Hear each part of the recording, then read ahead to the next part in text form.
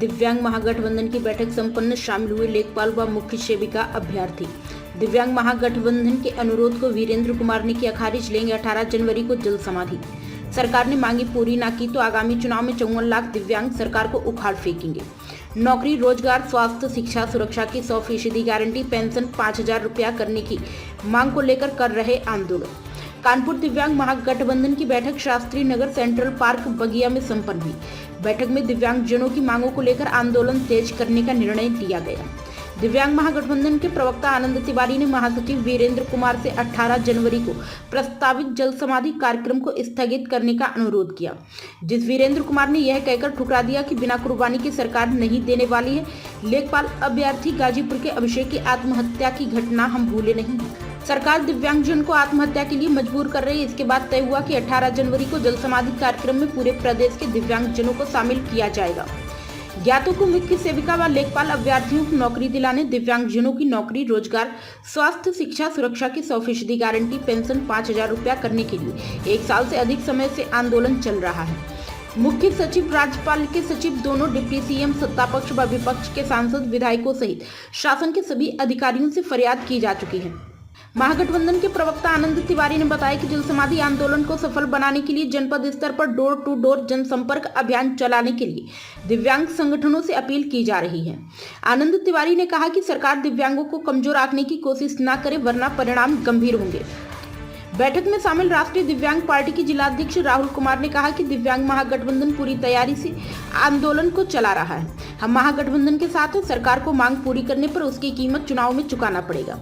Prime संदेश news से संवाददाता आकाश शर्मा की रिपोर्ट। पहले तो परिचय देते आप। मैं राम निहाल द्विवेदी जनपद गोंडा से आया हूं और हम लोगों ने लेखपाल में फार्म भरा, एग्जाम दिया। हमारा 2 फेज में एग्जाम हुआ, प्री और मेंस। उसके बाद डीबी कराया गया। उसके बाद हम लोगों का रिजल्ट फाइनल नहीं दिया गया। सामान्य लोगों के साथ में सब कुछ हुआ, लेकिन सामान्य लोगों के साथ में रिजल्ट नहीं दिया गया।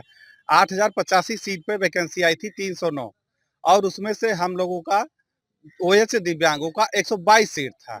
उस पे हम लोगों को नियुक्ति नहीं दिया गया, जिसमें से 7 दिया गया, और एमडी कैटेगरी के कुछ दिव्यांग को नियुक्ति दी गई 7 लोगों को। उसका भी जोड़ करके हमारा 188 सीट बचता है।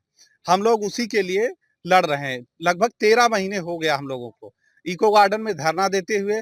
हम लोगों ने 90 दिन का भूख हड़ताल किया और 4 दिन का 5 दिन का आमरण अनशन किया, तब भी सरकार ने कुछ नहीं सुना। लगभग 100 बार हम लोग जनता दरबार जा चुके हैं, 2 बार माननीय योगी जी से मिल चुके हैं, फिर भी सरकार ने कोई संतोषजनक उत्तर नहीं दिया। अब क्या चाहते हैं, जिस तरह से आप सरकार नहीं सुन रही है और आज दिव्यांग महागठबंधन की आज कानपुर में बैठक भी है, तो उस पर आपका क्या पूरा? पहले हम लोगों को सर का सहयोग नहीं मिला था, हमारे दिव्यांग महागठबंधन का। बीच में हम लोगों को सहयोग मिला, तब से हमारा ये कार्यक्रम और तेज चल रहा है और हम लोग माननीय वीरेंद्र सर के निर्देशन में आगे बढ़ रहे हैं। अब 18 तारीख को सर ने जो लिया है फैसला, सोच समझ करके लिया है। हम लोग उनका बढ़ चढ़ के अधिक से अधिक जनसंख्या में हिस्सा लेंगे और उसमें हम लोग सहयोग करेंगे। और हम लोग भी सरसैया घाट पे अपना जो बन सकेगा, सरकार जब नौकरी नहीं दे सकती है, शिक्षा दिया हम लोगों को, पढ़ाई कराया हम लोगों को, तो नौकरी देने के लिए तो हम लोग पढ़ाई किए थे। हम लोग ये तो नहीं है कि नौकरी पढ़ करके भीख मांगने के लिए पढ़ाई किए हैं। भाई आपने शिक्षित किया है तो उसका हमको रोजगार दीजिए, और रोजगार नहीं दे सकते हो तो मौत दे दो। भाई या तो जीवन दो या तो मौत दो। और जीवन जीने का अधिकार उसी को होता है, जब हम लोग शिक्षा ग्रहण किए हैं तो जीवन, गरिमापूर्ण जीवन जीने का अधिकार होना चाहिए, और वो सरकार नहीं कर पा रही हम लोगों के साथ में। इसलिए हम लोग वीरेंद्र सर के निर्देशन में सब कुछ अपना वहाँ 18 तारीख को सरसैया घाट पे सरकार को भी दिखाएंगे, और हम लोग अपनी जो भी चीजें बन सकेंगी सहयोग पूरा करेंगे। धन्यवाद। पहले तो परिचय देते आप। मैं कमलेश फिरोजाबाद से आई हूँ और मैं मुख्य सेविका की अभ्यर्थी हूँ। 2022 में हमने मुख्य सेविका का आवेदन किया था और वो प्रक्रिया 3 साल से चल रही है, और उसमें हमें लास्टली नॉट क्वालिफाई बताकर निकाल दिया गया है। और उसके बाद हमारे दिव्यांग जन महासंगठन के माननीय वीरेंद्र कुमार जी सर जी हैं, इनसे हमारी मुलाकात हुई और इनके मतलब इनके द्वारा ही बहुत सारे संघर्ष किए गए हैं। तो हम जब इनके नेतृत्व में आए तो इन्होंने बहुत सारे आंदोलन किए हैं और धरना भी हुआ अभी 20 दिसंबर को, और राज्यपाल जी से इन्होंने मुलाकात और आग्रह किया और ज्ञापन भी दिया, लेकिन वहाँ से आश्वासन ही मिला कि हम 2-4 दिन में बुलाते हैं।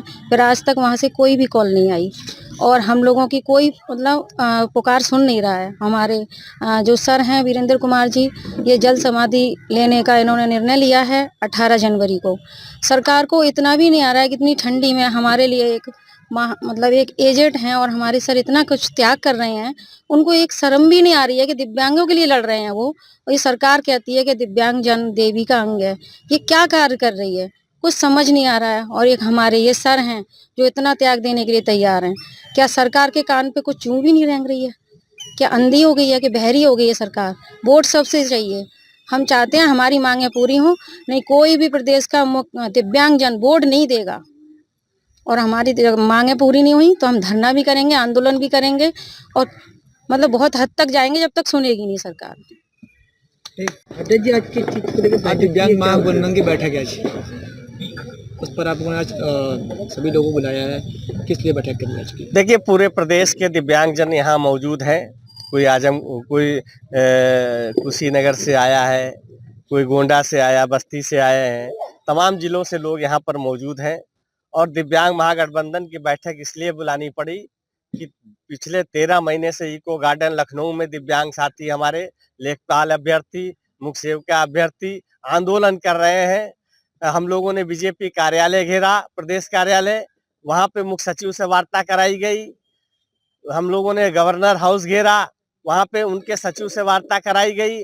सब जगह से आश्वासन मिला। 2 डिप्टी सीएम है, उनसे हम लोगों ने वार्ता की। उन्होंने कहा कि मुख्यमंत्री के लेवल का मामला है, हम कुछ नहीं कर सकते हैं। मुख्यमंत्री वार्ता के लिए समय नहीं देते हैं। सवाल ये है कि जब विज्ञापन जारी होने के बाद पेपर बच्चों ने दिया, पास हुए और डॉक्यूमेंट वेरिफिकेशन हो गया, तो अक्षम बताया करके उनको नौकरी से वंचित क्यों किया जा रहा है? गाजीपुर का अभिषेक, उसने सुसाइड कर लिया अधिकारियों की मनमानी के चलते। उसको ये लगा, सदमा हो गया कि लगा नौकरी नहीं मिलेगी, सुसाइड कर दिया। लोग आत्महत्या कर रहे हैं दिव्यांग, और सरकार मूक दर्शक बनी हुई है, हाथ पे हाथ रखे जो है बैठी हुई है। हम सरकार से पुनः आज अब अपील करना चाहते हैं बैठक के माध्यम से कि अभी समय है, कुछ बिगड़ा नहीं है। आपसे अनुरोध है कि आप जो चयनित लेखपाल और मुख्य सेविका है उनको नौकरी दीजिए। नौकरी, रोजगार, स्वास्थ्य, शिक्षा, सुरक्षा की 100% गारंटी दिव्यांगों को दीजिए। पेंशन 5,000 रुपये करिए।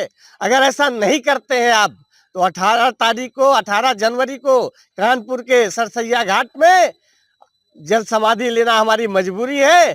फिर चाहे सरकार क्या करेगी उससे मतलब नहीं है, गिरफ्तारी आप कर नहीं सकते, चेतावनी है आपको।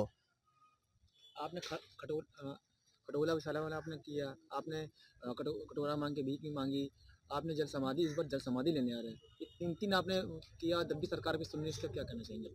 देखिए, खाट बिछाओ अधिकार दिलाओ आंदोलन हमने इसलिए किया। हमने सत्ता पक्ष के विधायकों के यहाँ किया, विपक्ष के विधायकों के यहाँ किया। हमने भाजपा कार्यालय पे खाट बिछाओ अधिकार दिलाओ आंदोलन किया, लेकिन किसी लेवल पे कोई सुनने को तैयार नहीं है। मनमानी कर रहे अधिकारी, और सरकार का नियंत्रण अधिकारियों पे नहीं है, जिसकी वजह से आज हमको ये जल समाधि का निर्णय लेना पड़ा है। अगर सरकार नहीं मानी तो मजबूरी 18 तारीख को जल समाधि लेना। फिर कुछ भी हो जाए, जीवन के अंतिम सांस तक लड़ूंगा दिव्यांगों के अधिकारों के लिए। और एक बार और बता दे रहे हैं सरकार को भी, अधिकारियों को भी, कि दिव्यांगों की हाय मत लीजिए। अगर उनकी हाय आपने ली तो न सरकार बचेगी, न संगठन बचेगा, और न ये अधिकारी बचेंगे, सब खत्म हो जाएंगे। ईश्वर की मार बहुत बुरी होती है। कहीं ऐसा ना हो कि ये भी आपको, ईश्वर आपको भी दिव्यांग बना दे, तब आप हमारी पीड़ा को महसूस करें।